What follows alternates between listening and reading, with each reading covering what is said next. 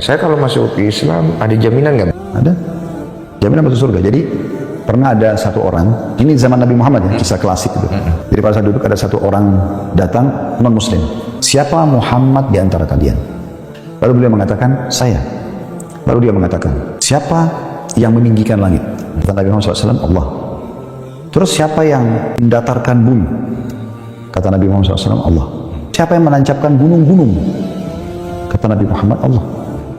Atas nama Allah yang meninggikan langit, yang mendatarkan bumi, yang menancapkan gunung-gunung, apakah Allah yang mengutus anda kepada kami? Kata Nabi Muhammad SAW, iya. Apakah Allah memerintahkan kepada anda menyampaikan kepada kami untuk sholat sehari 5 kali? Nabi Muhammad SAW mengatakan iya. Apakah Allah memerintahkan anda menyampaikan kepada kami untuk puasa Ramadan sebulan penuh? Iya. Kalau saya yakini itu, apa yang saya dapat? Kata Nabi Muhammad, surga. Maka orang itu bilang, asyhadu an la ilaha illallah wa anna Muhammadar Rasulullah. Siapa yang mau lihat penghuni surga, lihatlah orang ini. Bismillahirrahmanirrahim. Assalamualaikum warahmatullahi ta'ala wabarakatuh. Alhamdulillahi rabbil alamin wa sallallahu ala sayyidina Muhammadin wa ala alihi wa sahbihi wa sallam, amma ba'du. Denny Sumargo itu bertanya kepada Khalid Basalamah, apa jaminan bagi saya apabila saya itu masuk Islam? Apakah ada jaminan selamat atau tidak? Dan secara mengejutkan tapi tidak mengejutkan juga, Khalid Basalamah menjawab dijamin akan masuk surga begitu. Nah, ini untuk saya ini adalah jawaban yang mengejutkan tapi juga sekaligus tidak. Kenapa? Karena yang diucapkan oleh Khalid Basalamah memang benar, yaitu apabila seseorang itu mati dalam keadaan mukmin, iman di sisi Allah Subhanahu wa taala, maka dia akan dijamin masuk surga. Tapi apabila dia itu mati dalam keadaan kafir, maka dia tidak akan keluar dari api neraka. Nah, ini ada mukadimah dulu ya. Mukadimahnya seperti ini dulu, bahwa yang namanya surga dan neraka ini konsepnya ada di Yahudi, ada di agama Kristen, ada di agama Islam, sudah jelas seperti itu. Nah, ini nanti kalau kita masuk ke dalam khilafnya, ke dalam perbedaan-perbedaan pendapat mengenai surga dan neraka ini kita akan banyak sekali mendapati perbedaan itu. Ya, seperti misalkan yang diyakini oleh orang-orang Kristen, oleh orang-orang Nasrani, mungkin kenikmatan-kenikmatan berupa bidadari, ya, kemudian berupa minum-minuman yang enak, mungkin itu tidak terlalu diperhatikan oleh mereka.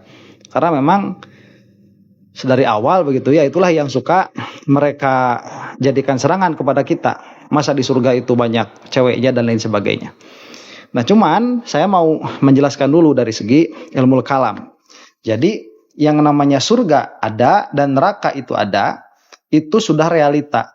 Kamu mau mempercayainya atau kamu tidak mempercayainya, maka nanti tatkala hari akhir itu datang, keadaan kamu itu hanya salah satu di antara dua tempat ini. Imma di dalam nerakanya Allah Subhanahu wa taala, naudzubillahi min dzalik, atau di dalam surganya Allah Subhanahu wa taala. Dan itulah yang ingin kita tempati begitu, ya. Terlepas motif dari ingin tiba di sananya itu apa.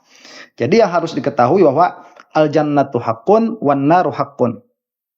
Orang percaya terhadap neraka atau tidak percaya, orang percaya terhadap surga atau tidak percaya, itu tidak akan merubah status bahwa surga itu real, hak, benar adanya, bahwa neraka itu real, hak, benar adanya. Nah, sekarang kemudian siapa yang berhak memasuki surga ini? Nah, yang berhak memasuki surga ini adalah orang yang mati dalam keadaan dia tidak membawa syirik kepada Allah Subhanahu wa taala sedikit pun. Makanya ini nanti akan sangat penting sekali di antara kita atau untuk kita dalam membahas hal musyrik. Nah, dalam pengertian apabila kita mengatakan bahwa orang ini mati dalam keadaan musyrik, itu dia sudah tidak akan keluar dari api neraka. Dan itulah yang kita sematkan kepada orang-orang yang tidak percaya kepada Allah Subhanahu wa taala dan tidak percaya kepada Nabi Muhammad SAW sebagai utusan Allah Subhanahu wa taala. Kenapa? Karena yang menciptakan alam ini adalah Allah, itu adalah realitanya, dan realitanya Nabi Muhammad SAW adalah utusan Allah Subhanahu wa taala, dan itu adalah kebenaran absolut. itu nyatanya sudah seperti itu. Kamu mau percaya mau tidak, Nabi Muhammad SAW adalah utusannya Allah Subhanahu wa taala yang mengabarkan kepada kita bagaimana caranya untuk sampai kepada tempat yang penuh dengan keridhaan Allah Subhanahu wa taala itu. Nah, dan di antara yang disampaikan oleh Nabi Muhammad SAW adalah jangan sampai kamu mati dalam keadaan membawa syirik. Karena Allah itu tidak akan mengampuni satu jenis dosa, yaitu jenis syirik ini. Nah, maka apabila kita mengatakan bahwa seseorang ini mati dalam keadaan musyrik, maka dia itu dikeluarkan, sudah tidak akan masuk kepada golongan orang-orang yang selamat. Di sini anehnya Khalid Basalamah itu. Kenapa? Kenapa tatkala dia itu berbincang-bincang sama Denny Sumargo mengatakan bahwa oh ya, itu sudah pasti surga kalau masuk Islam. Tetapi kalau lagi ngobrol sama kronik-kroninya, kalau sedang ngobrol sama sohib-sohibnya, kenapa kelompoknya Khalid Basalamah ini malah memusyrik-musyrikan orang yang memang Islam?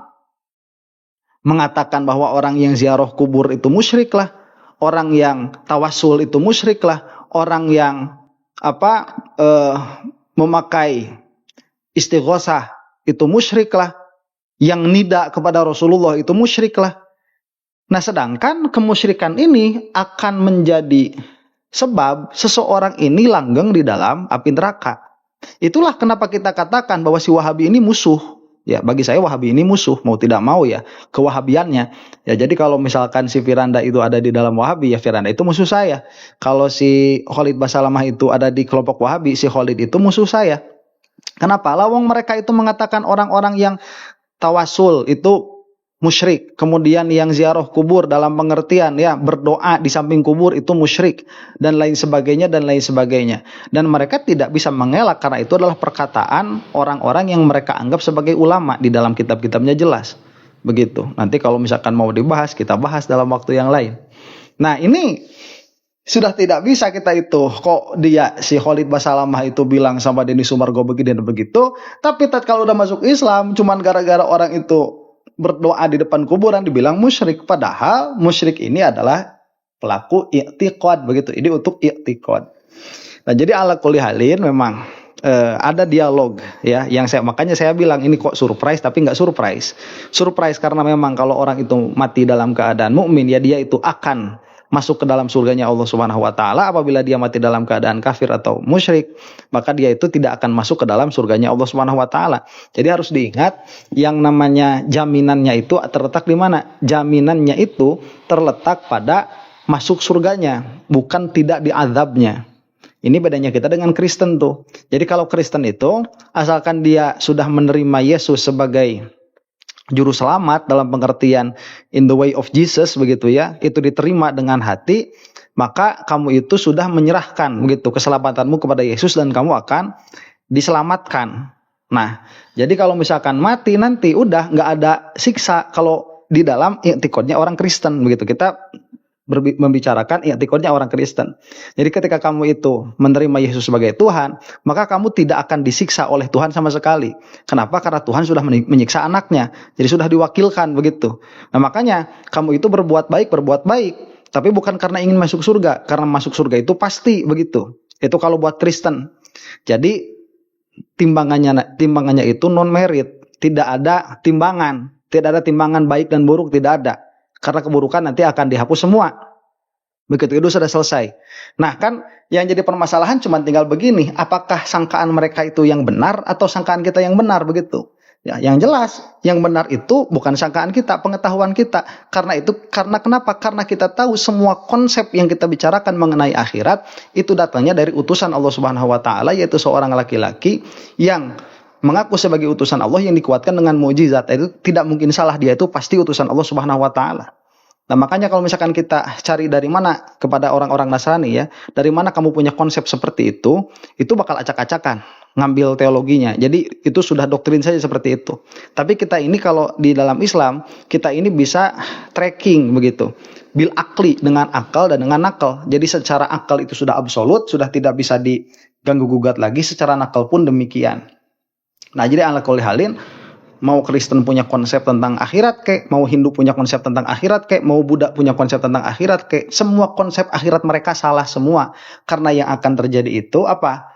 Tatkala orang itu mati, maka dia akan ditanya oleh malaikat tentang Robnya. Apabila memang ada pengetahuan tentang Tuhannya, maka dia akan bisa menjawab. Apabila tidak ada, maka dia tidak akan bisa menjawab. Kemudian akan dihancurkanlah alam dunia ini semuanya dan akan dikembalikan kepada keadaan yang semula, dalam keadaan kita tidak memiliki apapun kecuali iman dan amal kita.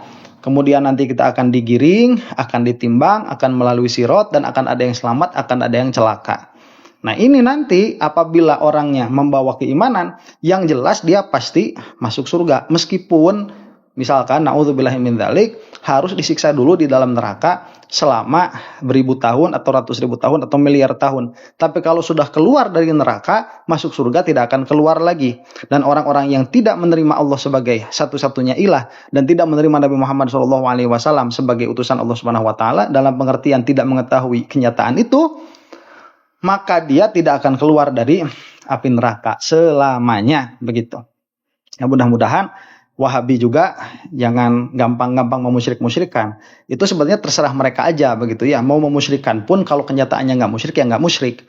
Cuman akhirnya nanti mereka akan kena dosa, karena kalau misalkan kita itu menyangka seseorang itu musyrik, berarti kan menyangka kafir. Kalau dirinya tidak, maka akan kembali kepada kita. Na'udzubillahi min dzalik. Sekian, wallahu taala a'lam bishawab. Assalamualaikum warahmatullahi taala wabarakatuh.